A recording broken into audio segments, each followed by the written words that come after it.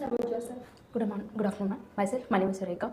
I am from Kadapa, from the state of Andhra Pradesh. I have completed my graduation in the year of 2022 with a bachelor's degree from the stream of Electronics and Communication from Sri Satyanarayana Engineering College. It comes under JNTK Kakinada. After my graduation, I have trained in a Java full stack developer.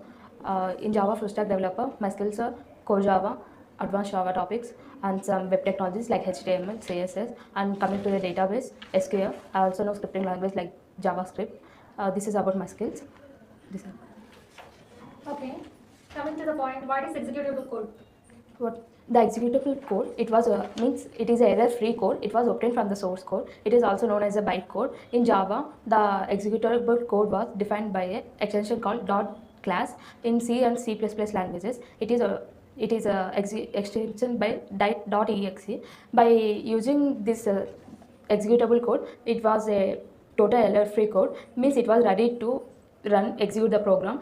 In Java, it is a more frequent, but because of the Java is a platform independent. By using this executable code, we can run on any platform. Coming to the C languages, it was platform dependent, so it was run on the particular platform. This is the executable code and advantages in Java. What is class? Class is a blueprint. It is a local entity. It contains the data and data members. Actually, in Java, class contains data and data members. It is also a simple example for encapsulation, one of the concept of OOPS. In Java, we all defined everything in class itself. Class is like main concept, and class is also a keyword in Java. This keyword is used to develop or to create a class, total class. What is an object? Object is an real world entity. It is physically involved.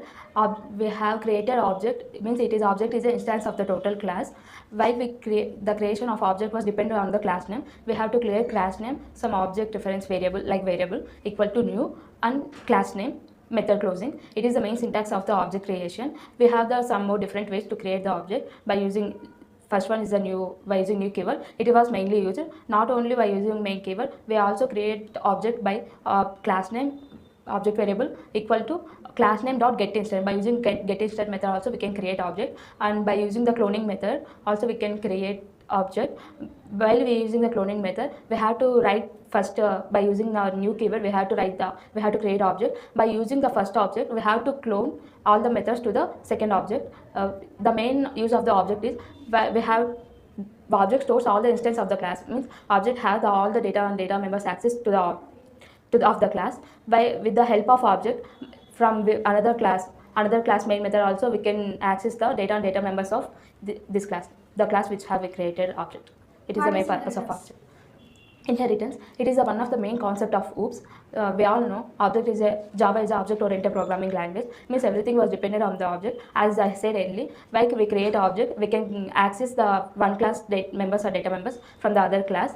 Because of that, we have implemented the inheritance. The main concept of inheritance means we have the parent class subclasses.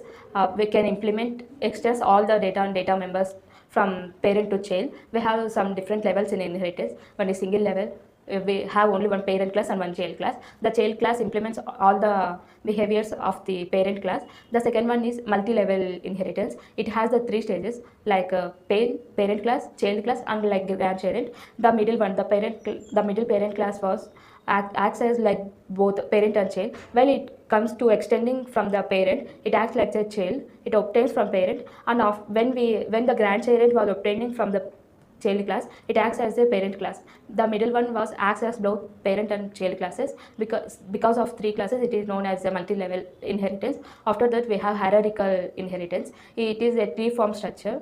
Means one parent have the number of child classes. Every child class can access the same methods and same variables from the parent class. It was in the 3-step structure. And we have the hybrid inheritance. The hybrid inheritance is nothing but combination of 2 or more inheritance. The remaining inheritance we have, the combination of 2 or more inheritance is called as a hybrid inheritance. We have the multiple inheritance also in Java, but it was not works in Java because multiple inheritance acts like one child was obtaining 2 parent classes. It was create confusion while we extend 2 parent classes, because when we have the same method names or same parameters in both parent classes. It gives some confusion which class I have, from which class I have to take. So multiple inheritance doesn't work. If we add multiple inheritance to hybrid, it is also don't work in Java. What is abstraction? Abstraction is also one of the concept of OOPS. The main concept of abstraction is to hide the main information and give the main information to other classes. We all know the OOPS means the main was inherited, means one class is obtained to the another class. In abstract class also we have the normal methods and unbuilt methods. Unbuilt methods are known as abstract methods, means that methods does not contain any body. We have the main purpose of abstract classes. We have both implemented and unimplemented methods, means it hides the data total what is the important. For example, we have to take some laptop like that. Every laptop has the same functions like keyboard, mouse, and some normal things like screen and everything, but implementations was different, right? For every company they have modified things. Because of like that conditions, we have abstraction, means some common things like all are normal methods, and the different unimplemented methods are used to create their own implemented methods. This is the main use of the abstraction. What is an array? Array is a homogeneous collection of data. Array stores number of elements with a similar data type, and array, by using the array it is very easy to add or retrieve data from arrays. The main syntax of array is by defining data type, square brackets, and array name equal to sum. We can, by using in arrays, we can give the particular initialization capacity, means I have to store this much only capacity, or we can give normal, we can give number of elements.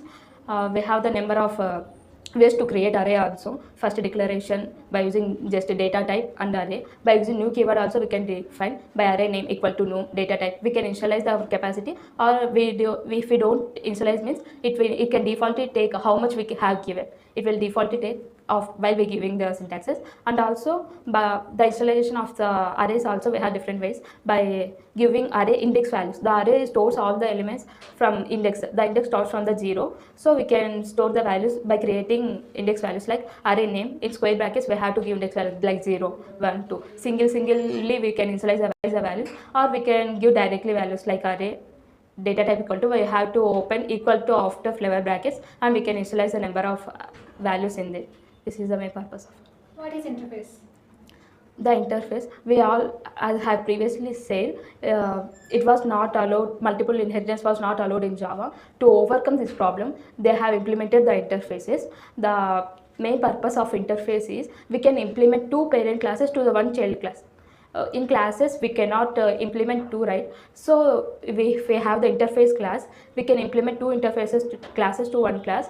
For implementation to implement the parent to the child class, we have used the implements keyword in Java. The main purpose of the interface it almost contains the abstract methods, means undefined methods. We have the number of interfaces, predefined interfaces in Java. For developing application purpose, they have number of interfaces. We can directly implement that interface. By implementing that interface, we can directly implement their undefined methods. In that undefined methods, we can write our own code, our own way to how we have to implement. This is about interface. Okay, what is an argument? Argument, we all know that arguments are present in the parentheses.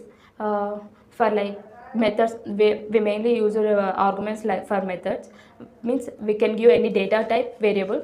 By depending on that arguments itself, while we calling something, it was dependent on that arguments. If we don't give any argument, it is called default one.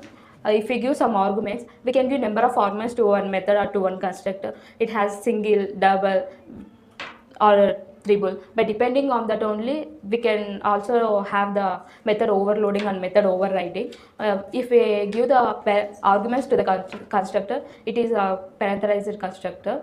By calling with the parentheses, by we calling them from method, we have to give the parentheses values. What data type we have implemented there, we have to give the type. By based on that, it was called. It is the main purpose of arguments, use of arguments.